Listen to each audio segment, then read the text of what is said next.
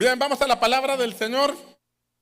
Estamos muy contentos, muy agradecidos. Le mandamos un saludo a todos los padres de familia que nos están viendo a través de las redes sociales, a través de YouTube. Los bendecimos en el nombre del Señor y les recordamos que en la casa del Padre hay un lugar para todos ustedes, para todas las familias. Serán siempre bienvenidos. Vamos a la palabra del Señor. Estamos hablando de las 7 iglesias y estamos viendo el mensaje de Jesús a las 7 iglesias. Hasta hoy hemos visto 3 iglesias, son 7. Hemos visto 3 iglesias. Y déjame decirte algo, en el mensaje de Jesús a cada iglesia podemos ver varias cosas, como comenté al principio de esta serie. Es un mensaje a iglesias establecidas en ese tiempo, iglesias reales que estaban en ese tiempo. Pero este mensaje también hay estos 7 mensajes hay quien los ha visto como el camino de la iglesia durante toda la historia. 7 etapas de la historia de la iglesia.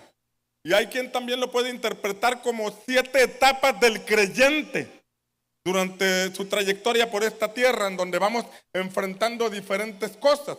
Y el mensaje de Jesús tiene por lo menos 5 elementos que quiero que tomes en cuenta. 5 elementos. El primer elemento es que Jesús se revela a cada iglesia de cierta forma. La revelación de Jesús, por ejemplo, a la iglesia de Éfeso se le revela como: yo soy el que tiene las 7 estrellas en su mano y que se pasea por los candeleros. Así se revela. A la iglesia de Esmirna se le revela como el primero y el último, el que murió pero está vivo. A la iglesia de Pérgamo se le revela como: yo soy el que tiene la espada de 2 filos. O sea que cuando nosotros nos quedamos solamente con un concepto de Jesús, estamos muy limitados de la realidad de Jesús. En el Antiguo Testamento, escuchen, en el Antiguo Testamento el Señor se revela como el omnipotente, se revela como el sanador, se revela como el sol de justicia, se revela como nuestro pastor, se revela como el Dios que me ve, se revela como mi proveedor. De muchas formas Dios se revela, pero Jesús lo sintetizó en una y Él dijo: se revela como nuestro Padre. Y si a ti se te revela como el Padre, se te va a revelar como el que todo lo puede, como el que está contigo, como el que es tu estandarte, como el que es tu proveedor y como es el que te ha dado la salvación eterna.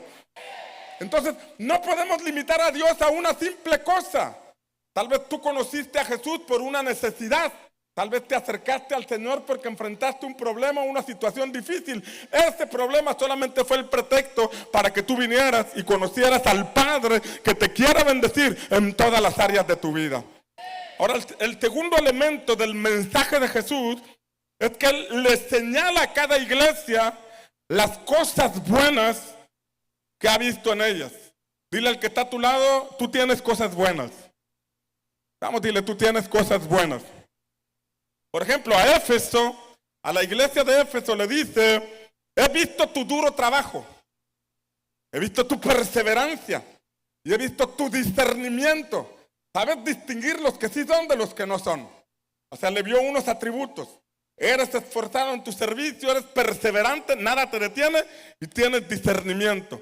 A la iglesia de Esmirna le dice: mira, tú estás pasando una prueba, estás pasando un proceso, estás en pobreza, pero eres rico, no te has dado cuenta de la riqueza que tienes, pero te mantienes fiel a mí. A pesar de la prueba, te mantienes fiel a mí. A pesar de la necesidad, eres constante. A pesar de la necesidad que estás enfrentando, no te has apartado de mis caminos, le dice a la iglesia de Esmirna. Y a la iglesia de Pérgamo le dice: mira, aunque vives donde Satanás tiene su trono, te has mantenido leal y no has renunciado a mi fe. O sea, estás envuelto, vives en una colonia, vives en una ciudad inclinada a la maldad, inclinada al pecado, pero en medio de todo eso, tú te has mantenido fiel. Ahí está viendo las cosas buenas. La tercera cosa, o el tercer elemento del mensaje de Jesús, escuche con atención, el tercer elemento es que el Señor también señala acerca de cosas que ha dejado. Mira qué sabio es nuestro Señor. Primero nos muestra las cosas buenas que tenemos, pero luego con amor nos recuerda cosas que hemos dejado o hemos descuidado o hemos perdido. Por ejemplo, a Éfeso le dice, oye, estás bien metido en el servicio, eres perseverante, pero tengo algo contra ti. Has perdido tu primer amor. Se perdió esa chispa que tenías. Se perdió ese amor por el cual hacías las cosas. Ya parece una carga lo que haces. Ya te representa un fastidio el estar sirviendo. Sigues sirviendo y perseveras, pero te hace falta ese amor que tenías al principio. Es como una exhortación. A la iglesia de Esmirna le dice, mira, tú tienes tanta enseñanza, tú tienes tanta riqueza espiritual, tú tienes tanta palabra, pero te mantienes en pobreza porque no has ejercitado tu fe. Tienes pobreza matrimonial, tienes pobreza familiar, tienes pobreza en ciertas áreas de tu vida, y aunque tienes una palabra revelada, y aunque tienes una palabra profética, y aunque estás en una atmósfera del Espíritu, no has sabido aplicar lo tanto que has recibido. Diga conmigo, ay, ay, ay. Y a la iglesia de Pérgamo le dice, mira, aunque eres leal a mí, tengo contra ti que retienes ahí contigo a los que aún continúan con la doctrina de Balaam, que enseñaba a poner tropiezo a los hijos de Israel. Y también tienes a los nicolaitas. Tienes cosas buenas, pero eres muy permisivo. Necesitas trabajar en ese aspecto. El cuarto elemento del mensaje de Jesús, ya lo vimos, el primero es, tenemos que conocer que Él nos habla. Di conmigo, Jesús nos habla. Y Él se revela de muchas formas. El segundo elemento del mensaje es que Él ve las cosas buenas que tú y yo tenemos. El tercer elemento es que Él nos exhorta a recuperar aquello que hemos descuidado. Pero el cuarto elemento es que exhorta a recuperar el rumbo, ¿sí? Advirtiendo lo que podría venir si no lo hacían. Tengo contra ti, por lo tanto, le dice a la iglesia de Éfeso, arrepiéntete, has dejado tu primer amor. Yo te aconsejo que te arrepientas y hagas tus primeras obras. Si no lo haces, te quitaré el candelabro. Y escuche, candelabro, en el capítulo 1 dice que es la iglesia. Está diciendo, si no buscas llegar a tu primer amor, dejarás de ser iglesia. Te convertirás en un grupo religioso. Afuera dirá iglesia, pero adentro no habrá mover del Espíritu. Adentro no habrá manifestaciones de la vida del Señor. Aplícalo a una congregación o aplícalo a una persona. Si no vuelves a tu primer amor, pues dirás que eres cristiano, pero no habrá evidencia de que eres cristiano. Dirás que vas a la iglesia, pero no hay fe en tu corazón, no hay mover del Espíritu, no hay palabra revelada. Por lo tanto, yo te aconsejo, le dice el Señor, regresa a tu primer amor, para que seas un creyente lleno del Espíritu Santo, para que seas un creyente apasionado por mi presencia, para que seas un creyente dirigido por el Espíritu de Dios, porque la Biblia dice que el justo por la fe vivirá. Si no estás caminando en fe, estás muerto en una religión, pero cuando caminas en fe, entonces siempre estás siendo dirigido por el Espíritu de Dios. ¿Alguien dice amén? A la iglesia de Esmirna le dice, descubre tu riqueza espiritual, porque mira, estás a punto de ser probado. Y si no descubres tu riqueza espiritual, corres el riesgo de quedarte toda la vida en esa prueba. Corres el riesgo de quedarte toda la vida en ese problema matrimonial, en ese problema de deudas, en ese problema con tus hijos. Corres el riesgo. Jesús dice, van a pasar por pruebas 10 días, pero tienes que aplicar la riqueza espiritual que ya tienes. Tienes que aplicar la fe. Tienes que aplicar la palabra que estás aprendiendo. Israel, mis amados, duró 40 años en el desierto.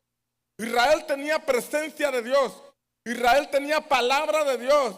Israel tenía dirección divina, pero decidieron quedarse en el desierto. Y el apóstol Pablo dice que todas esas cosas ocurrieron como un ejemplo para que a nosotros no nos pase lo mismo. A ti no te tiene que pasar lo mismo. Si estás en una prueba, esa prueba tiene fecha de caducidad, porque el Señor ya te dio el recurso espiritual para que tú salgas adelante, y si tú lo crees, vas a salir en el nombre del Señor. A Pérgamo le dice, arrepiéntete, si no vendré a ti pronto y pelearé contra ellos con la espada de mi boca. Y por último, el mensaje de Jesús contiene un quinto elemento. Hace promesas a quienes escuchen al Espíritu Santo. Hace promesas. Estás en una prueba, estás en una dificultad, pero mira, tengo algo para ti. Mira, como diciendo el Señor, a pesar de que no has madurado o crecido en algunas cosas, yo todavía tengo promesas para ti. Aunque te estancaste, yo todavía tengo planes contigo. Aunque te desenfocaste, yo todavía sigo creyendo que vas a despertar, que te vas a levantar y que vas a continuar hacia aquello a donde te quiero llevar. Él promete que quienes escuchen retomen el rumbo y logren vencer. Aquí hay dos cosas importantes: escuchar al Espíritu Santo y vencer. Levante su mano derecha y diga: escuchar al Espíritu Santo. Vamos, muévala acá arriba y diga: escuchar al Espíritu Santo, y la otra mano, vencer. O sea que el Señor dice: tú tienes que vencer. Mira lo que dice la promesa en Apocalipsis 2:7. El que tiene oído, ¿qué dice? El que tiene oído, ¿qué? Oiga lo que el Espíritu dice a las iglesias. Al vencedor, ¿a quién? Al vencedor le daré a comer del árbol de la vida que está en el paraíso de Dios. ¿Alguien quiere comer de ese fruto de vida? Te lo está diciendo la iglesia. Es decir, antes de que vayas allá, aquí vas a poder comer de ese fruto que te va a dar vida plena. En medio de lo que estás viviendo vas a tener la vida de Cristo impartida en ti. Pero dice que tienes que vencer la tibieza. Al vencedor. O sea, el Señor nos exhorta a no conformarnos. Con el empate está bien. Ya terminé escuela de servidores, está bien. Con que me congregue el domingo está bien. No, el Señor dice: tienes que vencer. Si escuchas al Espíritu de Dios, vas a vencer en el nombre del Señor. O sea que el Señor anda en busca de vencedores. Hay alguien aquí que está dispuesto a tener victoria. Hay alguien aquí que está dispuesto a seguir peleando en la batalla. Hay alguien aquí que cree que hay cosas grandes que todavía el Espíritu Santo va a derramar sobre sus vidas. Hoy te exhorto: sigue peleando, que el Señor te va a dar la victoria. Hay promesas. Y mira, a Esmirna le dice, el que tiene oído, otra vez le dice. Esto se repite como para mostrarnos la enseñanza, o mostrarnos más bien la importancia de escuchar al Espíritu de Dios. Tú puedes escuchar al Espíritu de Dios. Todos podemos escuchar al Espíritu de Dios. Lo que hemos hecho como iglesia no es otra cosa más que escuchar la voz del Espíritu de Dios. Y cuando escuchas la voz del Espíritu de Dios, hay un resultado en tu vida. Y el Señor nos exhorta y nos dice: el que tiene oído, oiga lo que el Espíritu dice a las iglesias. Y nuevamente dice: el vencedor. ¿Hay alguien aquí que esté dispuesto a ser vencedor? El vencedor no sufrirá daño de la muerte segunda. O sea, habla de una muerte segunda, quiere decir que hay una muerte primera, la muerte física. Pero luego habla de una muerte segunda. Y se lo dice a una iglesia que iba a estar pasando por una prueba. Vas a ser probado. Te van a meter a la cárcel. Vas a ser probado. Y a veces la prueba puede venir en forma de enfermedad. Este cuerpo está expuesto a eso. Puede venir una prueba a forma de necesidad económica. Puede venir una prueba a forma de persecución en contra de tu vida, por parte de tu familia, por parte de tus amigos, por parte de ciertas personas. Y cuando estás en una prueba, estás expuesto a los dardos del enemigo, a que te desanimes, a que te apartes del Señor. Cuando Jesús entró a la prueba del desierto, el diablo vino y le dijo: ¿dónde está tu padre? Si tú eres hijo de Dios, ¿por qué estás pasando necesidad? Si tienes necesidad, dile a esta piedra que se convierta en pan. Si eres hijo de Dios, está poniéndole en duda si en verdad Dios estaba con él. Y el Señor dice: hey, tienes que vencer. Puedes pasar por una prueba, pero tienes que salir victorioso, porque tu cuerpo puede ser afectado, tu libertad puede ser afectada, tu economía puede ser afectada, pero no dejes que tu fe sea afectada, porque aunque este cuerpo se haga polvo, hay una morada que te está esperando en la eternidad y no sufrirás de la muerte segunda. Esto nos habla de una fe que traspasa hacia la eternidad. Hoy comenzamos esa vida de fe, pero un día continuará ya. ¿Y quiénes llegarán allá? Dice ahí: los vencedores. Dice ahí los vencedores. Dice ahí los vencedores. Estás en una batalla de la fe. Pablo te dice, pelea la buena batalla de la fe. Apocalipsis dice que el cielo no es para los cobardes. Los cobardes se quedan afuera, pero los violentos arrebatan el reino y salen victoriosos en el nombre del Señor. Hay alguien aquí que se va a levantar victorioso en el nombre del Señor. Hay alguien aquí que está peleando contra la enfermedad, que estás peleando contra la escasez, que estás peleando con diversas cosas. Hoy te digo, el Señor te va a dar la victoria.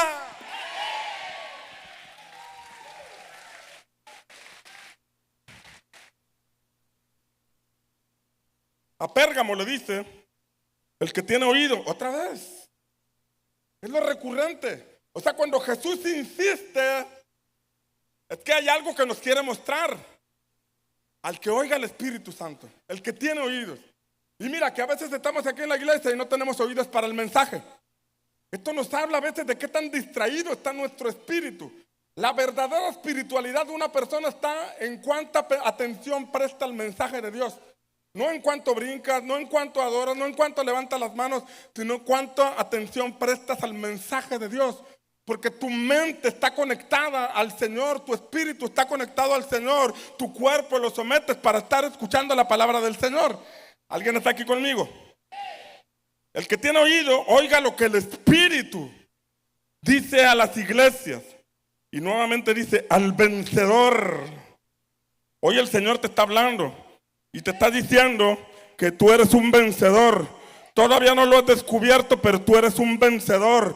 Él se apareció a Gedeón y le dijo, varón valiente y esforzado. Y él pensaba que le estaban hablando a otra persona, pero el ángel le dijo, sí eres tú. Ahorita te estás escondiendo, pero dentro de ti hay un potencial, hay un libertador, hay un hombre de fe que tiene que despertar. Hoy el Espíritu Santo tiene que despertar a ese hombre de fe, a esa mujer de fe que tal vez está limpiando el trigo en el lagar. Hoy el Señor te dice, levántate, porque vas a pelear por tus promesas, vas a pelear por tus generaciones y vas a salir vencedor en el nombre del Señor.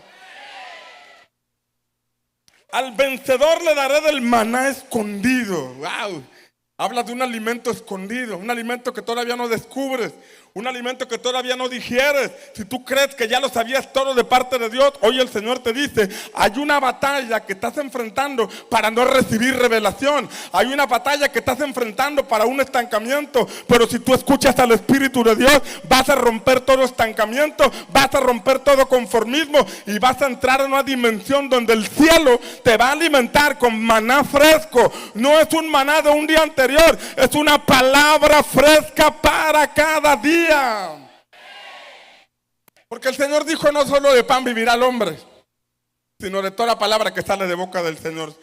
Él te habla aquí a través del mensaje el domingo, pero llegando a tu casa Él te sigue hablando. Y mañana lunes Él te seguirá hablando. Y el día martes que se levante un Goliat para enfrentarte, el Espíritu de Dios te va a decir, no temas, yo estoy contigo. Si te paras frente a un mar el día miércoles y parece que no se abre, el Señor te va a decir, extiende tu vara, porque vas a ver cómo el mar se abre, porque yo estoy contigo. Si para el día jueves atraviesas una necesidad, el Señor te dirá, no temas, yo soy tu proveedor. Si para el día jueves te citan a la oficina del trabajo, el Señor te dice, no tengas miedo, porque yo tengo buenas noticias para ti. Viene un ascenso, viene una recompensa, viene una gratificación a tu vida. ¿Alguien lo cree? ¿Alguien está listo para recibir buenas nuevas esta semana? Entonces el mensaje debe ser completo. A veces nos gusta solamente la quinta parte, las promesas. ¿Qué tienes para mí, Señor? Yo lo creo. Pero el mensaje debe ser completo. Tenemos que escuchar al Señor. Número 2, tenemos que evaluar lo que hemos hecho. Número 3, debemos reconocer dónde nos encontramos. ¿Nos quedamos estacionados? ¿Nos quedamos varados? La vida continúa. Hay promesas esperándote. Hay recompensas y galardones que Dios tiene para ti. No puedes estancar tu crecimiento. Tienes que romper todo estancamiento. Número 4, identificar que debemos recuperar o cambiar. Y número 5, recuperar el rumbo. ¿Hacia dónde vamos? Seguir caminando hacia donde el Señor quiere que vayamos. He estado compartiendo hasta el punto número 3 y quiero continuar con el punto número 3. Estaba hablando de Esmirna, la última vez que compartí. Y el Señor le dice a la iglesia de Esmirna,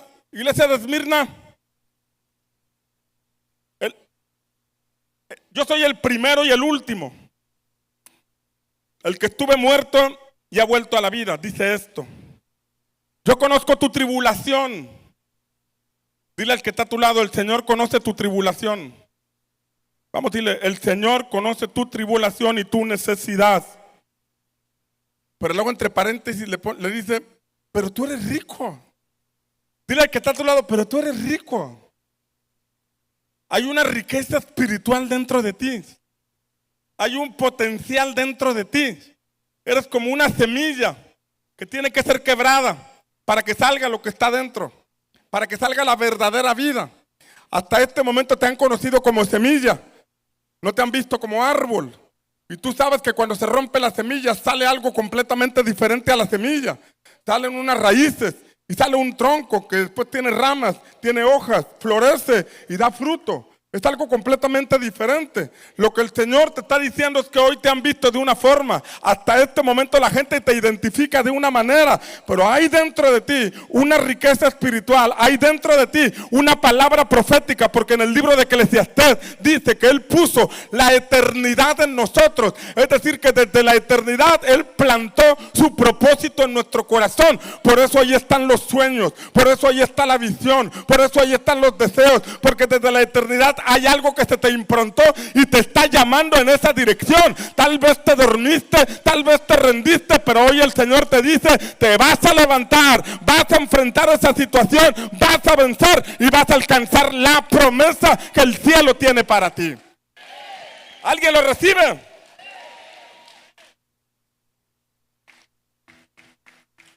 Pero el Señor dice, mira, has recibido tanto, tanta palabra, tanta presencia, tanto congreso, tanta escuela, tanta revelación, tantas cosas, pero ahí está. ¿Y sabes qué dice el Señor? Entonces vas a ser probado. ¿A cuánto les gustan las pruebas? O sea que cuando no te mueves, el Señor te tiene que empujar. Y para empujarte, a veces tiene que poner circunstancias difíciles. Porque a veces es en las circunstancias difíciles cuando podemos doblar rodillas. O cuando buscamos más del Señor. O cuando entendemos nuestra dependencia de Jesús. Hay una riqueza en ti. Di conmigo, hay una riqueza en mí. Y no hablo de dinero. Hablo de cosas que Dios ya nos dio. Por ejemplo, Dios ya nos dio a su Hijo. Dios ya nos dio la salvación, pero nosotros la tenemos que recibir. Hace 2000 años Jesús murió en la cruz. Fue el regalo del Padre. Él ya nos dio a su Hijo. Lo que necesito es recibir la salvación. No tengo que orar para que Dios me salve, sino recibirla. Por eso recibimos a Jesús como Señor y Salvador. Dios ya nos dio su Espíritu. El Espíritu Santo descendió en Pentecostés y ya nos regresó al cielo. Ya se quedó aquí.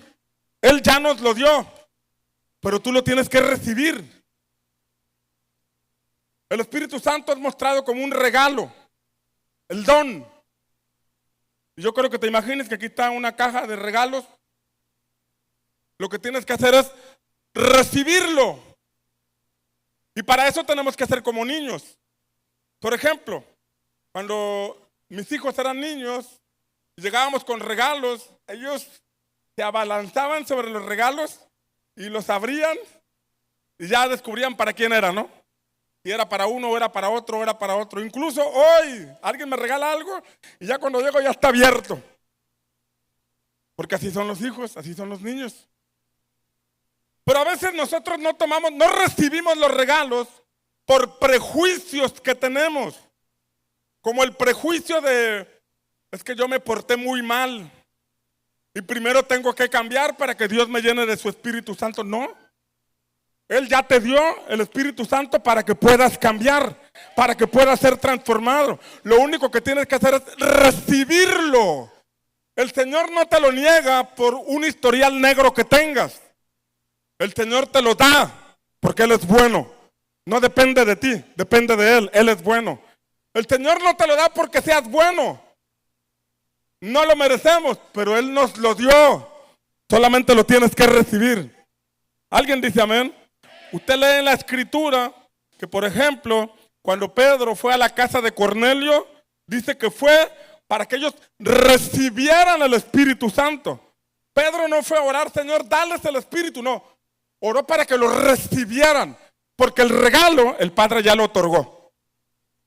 Cuando el Señor le dijo a Ananías, ve a la casa de Saulo, vete a la calle derecha, en la casa de un hombre llamado Judas, ahí vas a encontrar a Saulo. Ve e imponle las manos, porque él ha recibido en visión que alguien va a orar por él y él recibe al Espíritu Santo. Cuando Ananías llega a donde estaba Saulo, le dice, el Señor Jesús que se te apareció en el camino me envió para orar por ti y para que recibieras al Espíritu Santo.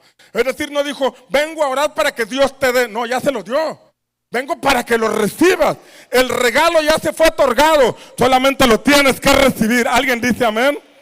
Él ya te dio su Espíritu Santo y en este día tú lo vas a recibir. Y en la medida que lo recibas, tu vida va a ser transformada de una forma sobrenatural, porque ya no serán tus capacidades, ya no serán tu fe, ya no serán tu capacidad de creer, sino que te moverás en el poder y la unción del Espíritu de Dios. Alguien aplauda al Señor.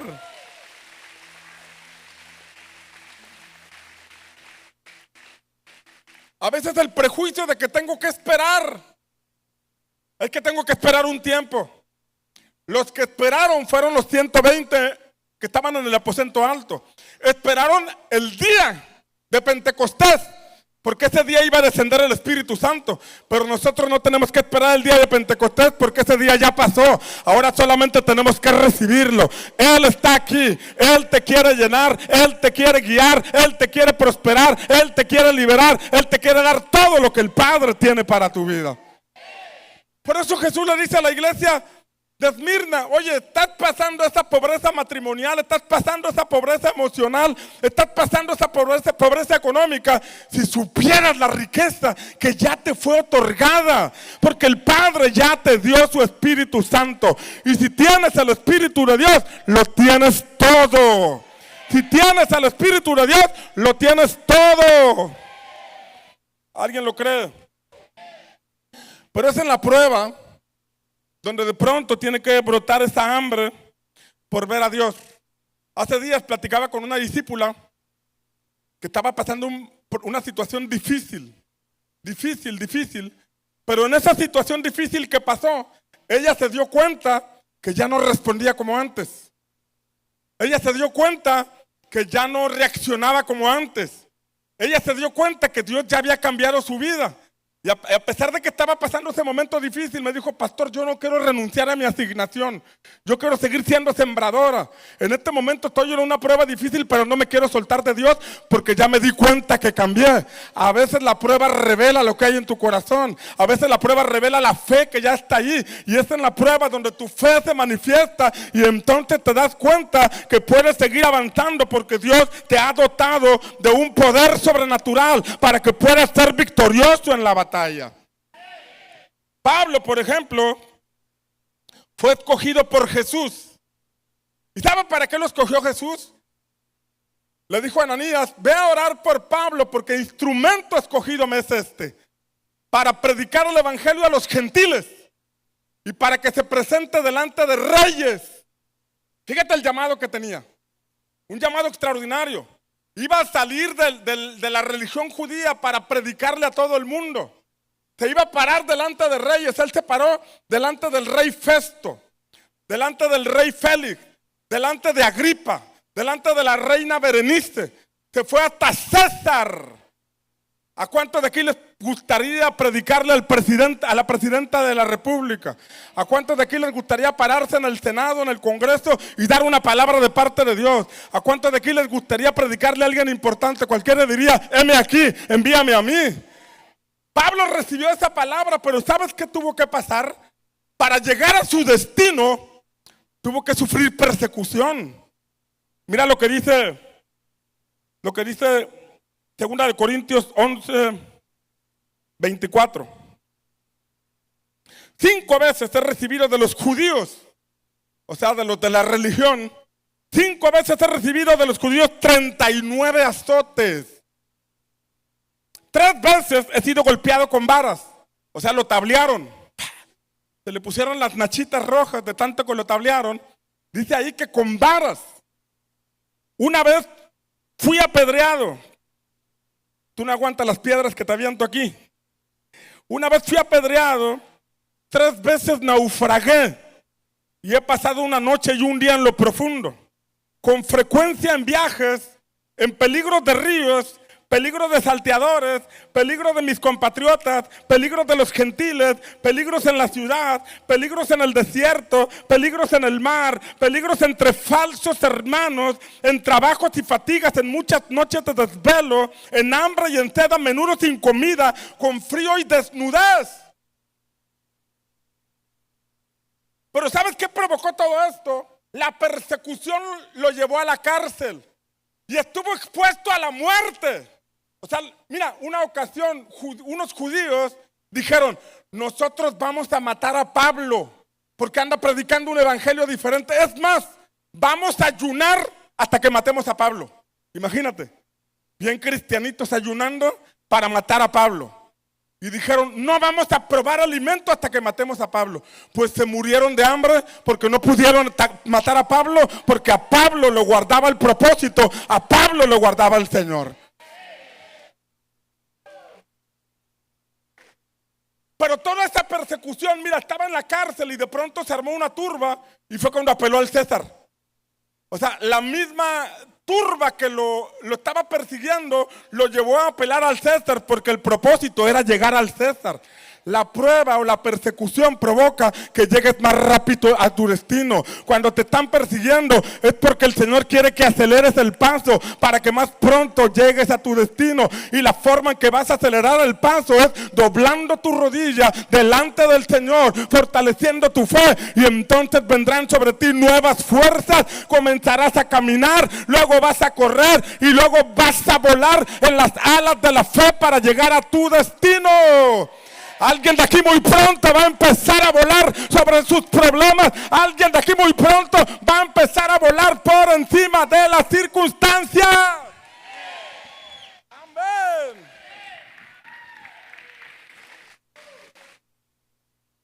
O sea que la prueba o la persecución provoca que tú fortalezcas tu fe, que tú busques al Señor, o por lo menos eso debe provocar. A algunos les causa desánimo.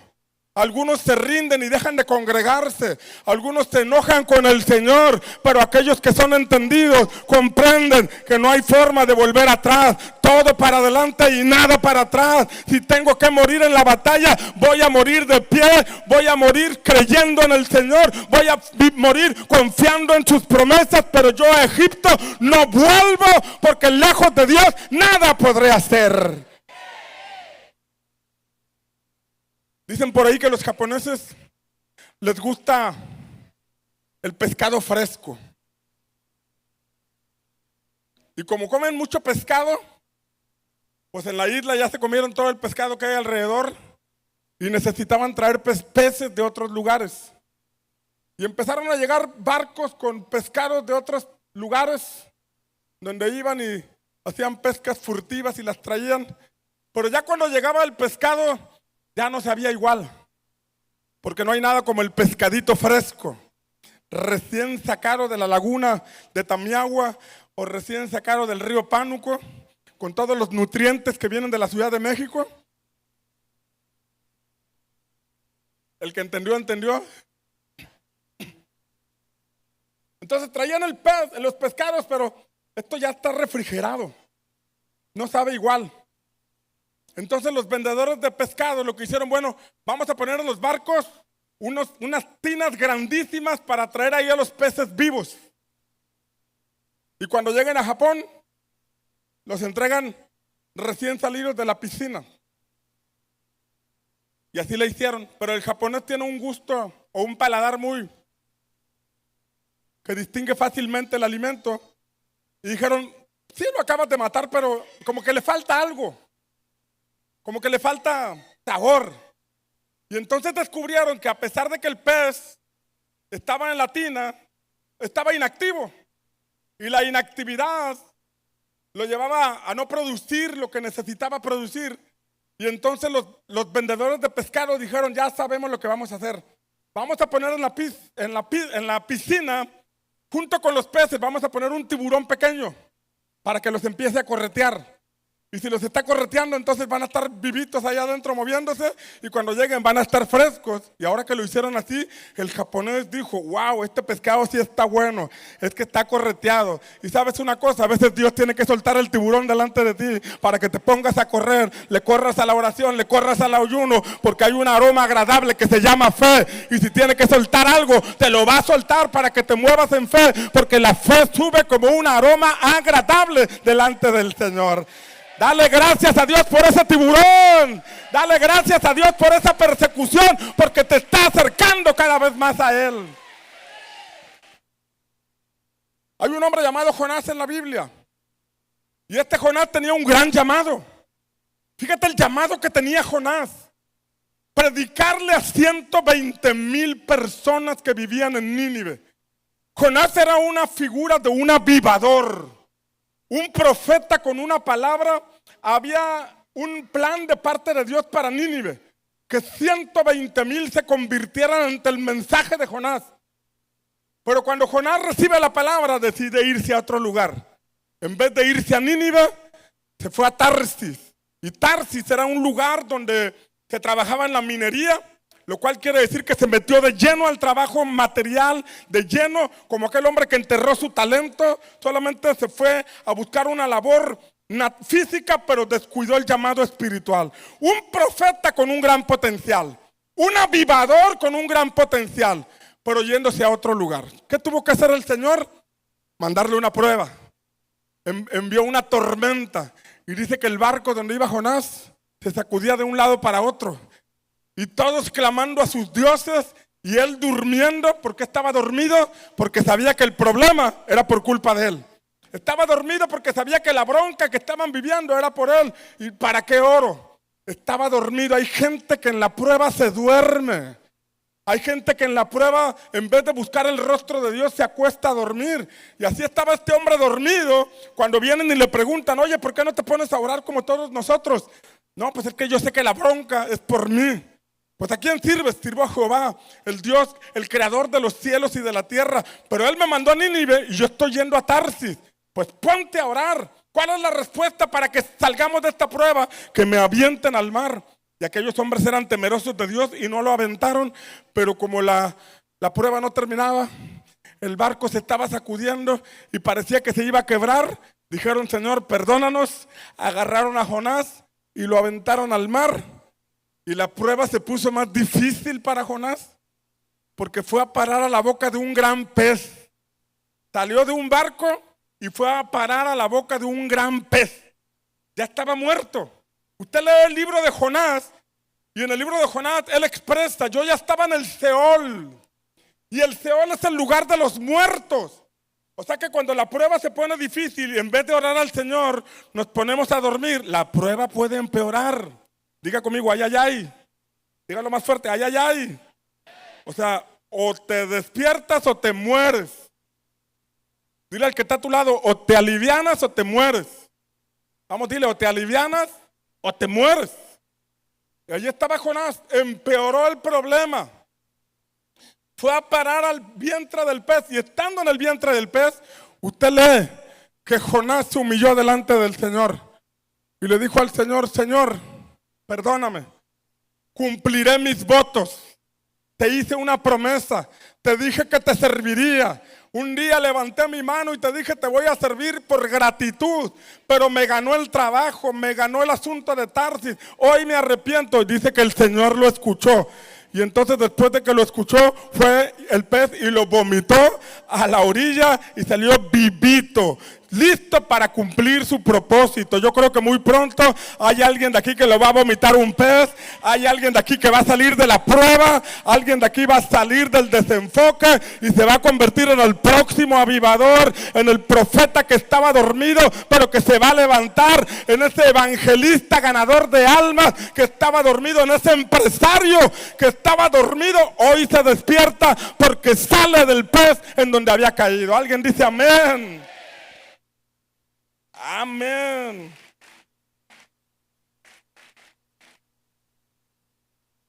¿Qué es lo que sale cuando estás en la prueba? Puede salir queja, o puede salir una adoración. Pablo y Silas estaban caminando en el propósito, estaban predicando, y dice que de pronto una mujer con espíritu de adivinación empezó a dar voces y decía: estos son siervos del gran Dios Altísimo. Estos son siervos del Dios Altísimo. Y a cada palabra de Pablo, ella expresaba: estos son siervos del Dios Altísimo. Dice que por muchos días, hasta que Pablo tuvo discernimiento y dijo: este es un espíritu de adivinación. La reprendió, el demonio salió, pero los que explotaban a esta mujer en la adivinación se quedaron sin el ingreso. Demandaron a Pablo y a Silas por haber liberado a una mujer y fue a parar a la cárcel. Ahora imagínate estar en la cárcel por haber liberado a una persona. Los de intercesión ya estuvieron ahorita en el penal por tanta gente que han liberado. Por predicar la palabra, por liberar a una mujer, fue a parar a la cárcel junto con Silas. Y dice que los aventaron hasta el fondo de la cárcel y los amarraron a un cepo. Tenían amarradas las manos y los pies, pero no tenían amarrada la lengua. Y mientras estaban allí en la cárcel, dice la palabra, que comenzaron a cantar. Comenzaron a cantar, yo no sé qué cantarían, tal vez: yo tengo gozo en mi alma, gozo en mi alma, gozo en mi alma y en mi ser, son como ríos de agua viva, ríos de agua viva, ríos de agua. Oye, estaban en la cárcel, estaban en una prueba, estaban refundidos en aquella cárcel, pero sus lenguas y su corazón no estaban reprimidos, porque había una fe a prueba de dificultades, había una fe genuina. Por eso ellos cantaban: porque hay un vino nuevo, y hasta que suceda, tu iglesia clamará: ven, ven. Ven, ven, ven, ven. Estaban en la prueba. ¿Y sabes qué pasó? La Biblia dice que vino un gran terremoto. Y entonces las puertas se abrieron, las cadenas se rompieron. Yo quiero imaginarme algo. Yo creo que cuando Dios vio aquella escena, híjole, a Pablo y a Silas verdaderamente me aman. Pablo y Silas verdaderamente tienen fe en mí. Y yo creo que Dios se unió al cántico de estos hombres, que de pronto empezó a mover el pie. Ven, ven con tu fuego. Y cuando Dios movió el pie, entonces vino el temblor, las puertas se abrieron y aquellos hombres quedaron libres. Debes estar seguro que si en medio de la prueba alabas al Señor, Él va a intervenir en el problema. Él va a abrir la puerta, Él va a romper las cadenas y te va a dar libertad. ¿Alguien lo cree? Amén.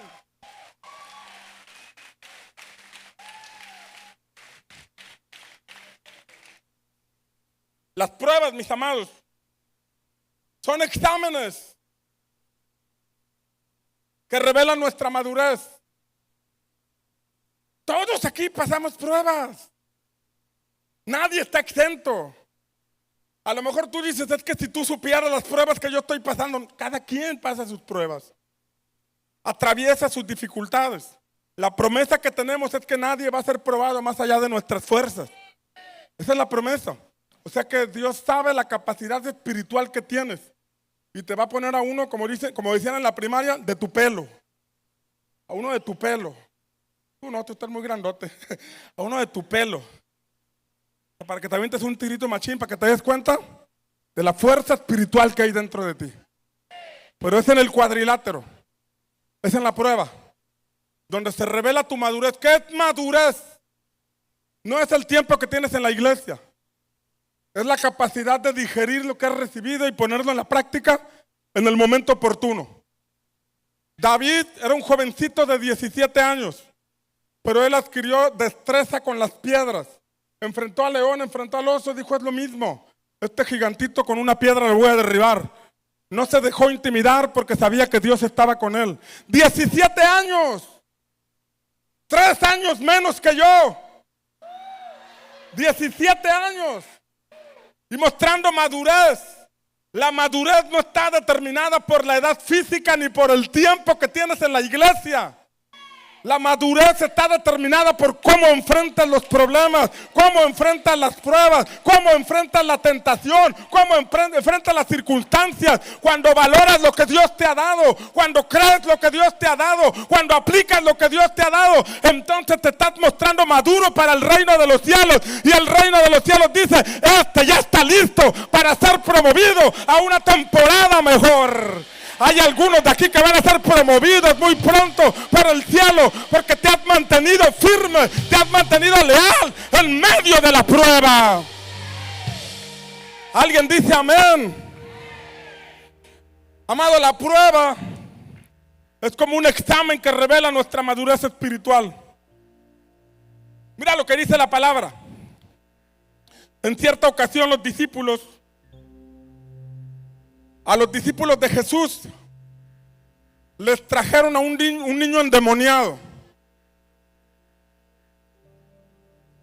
Y dice la palabra en Lucas 9:38, es que un hombre de la multitud gritó diciendo: Maestro, te suplico que veas a mi hijo, pues es el único que tengo. Y sucede que un espíritu se apodera de él y de repente da gritos. ¿De repente qué? Era un padre de familia con un niño endemoniado, y el espíritu le hace caer con convulsiones, echando espumarajos y magullándose. A duras penas se aparta de él. Entonces rogué a tus discípulos que lo echaran fuera y no pudieron. Di conmigo: no pudieron. Eran discípulos de Jesús, pero no pudieron. Respondiendo Jesús dijo: oh generación, escucha esta parte. Oh generación incrédula y perversa.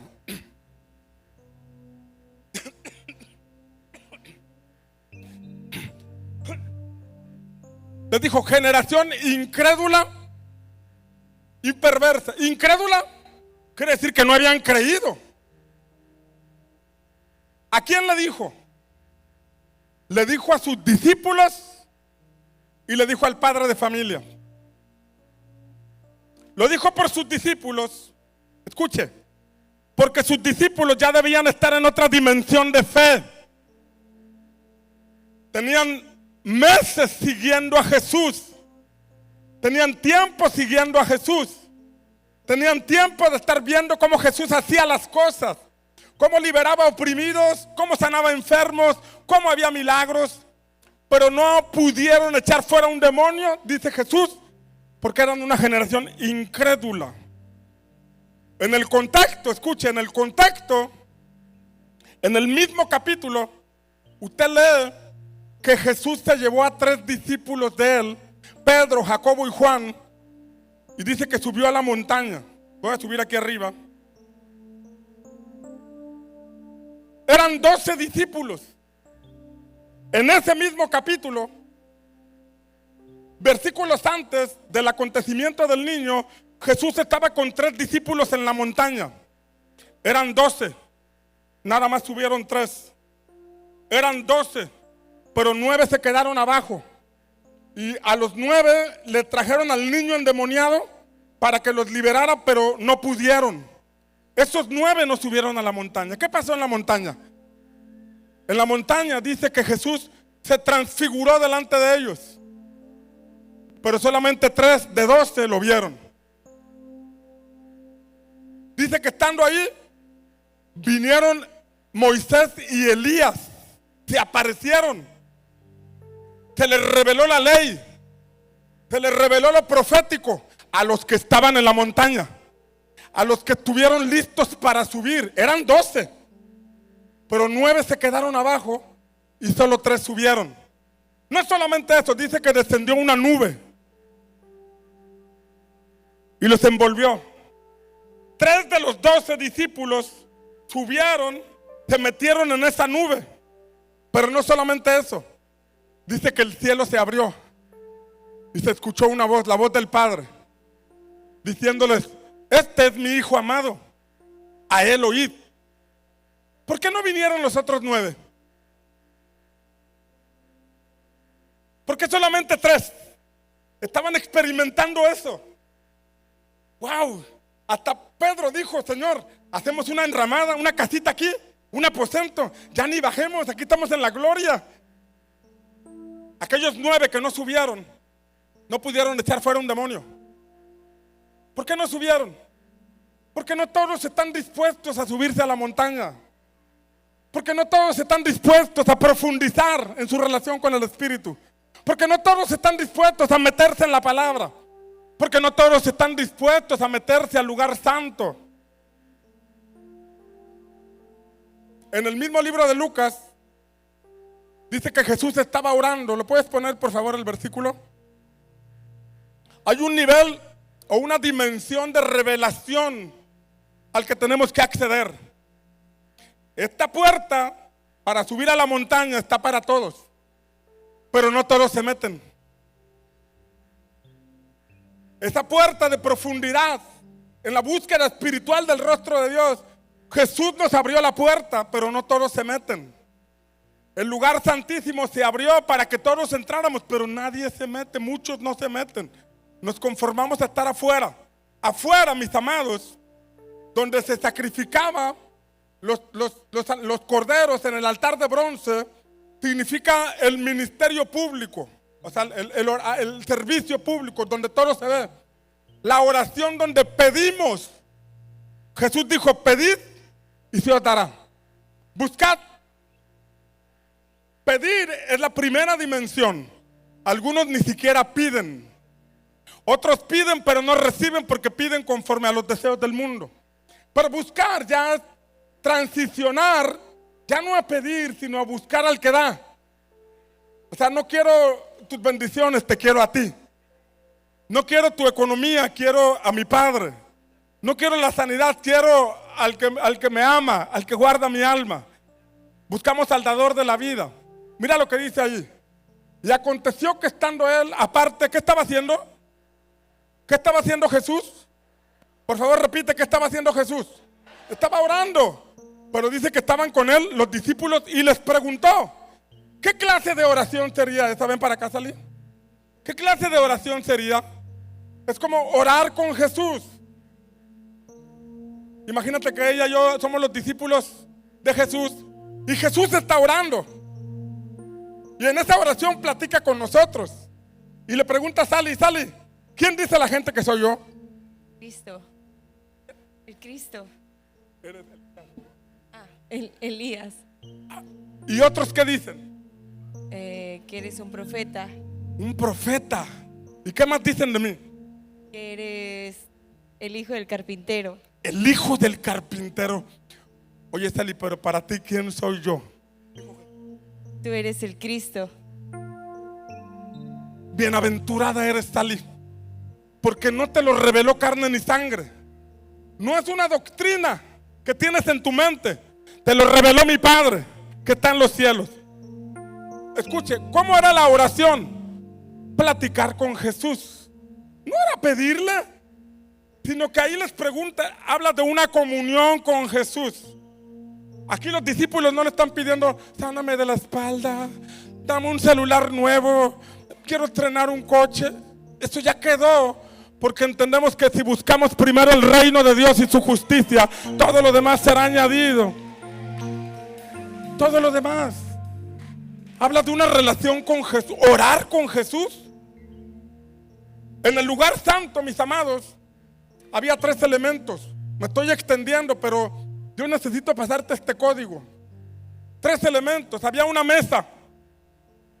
Entrabas y había una mesa donde estaba el pan. Y esa mesa es la mesa de la comunión. Esto nos recuerda cuando Jesús cuando dos discípulos iban de Jerusalén por el camino a Emaús. Por favor, tome atención, escuche lo que el Espíritu Santo quiere hablarle en esta mañana, en esta tarde. Había unos discípulos con rumbo a Emaús y Jesús se les pegó en el camino. Ellos no sabían que era Jesús, sino que venían hablando de lo que había pasado, que mataron a Jesús, lo enterraron y Jesús aparece. Y ellos no sabían que era Jesús. Y Jesús les empieza a hablar de la palabra.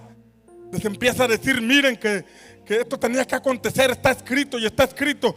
Y llegaron a la casa y Jesús le hizo como que seguía. Y ellos le dijeron, ven, no te vayas, pásale.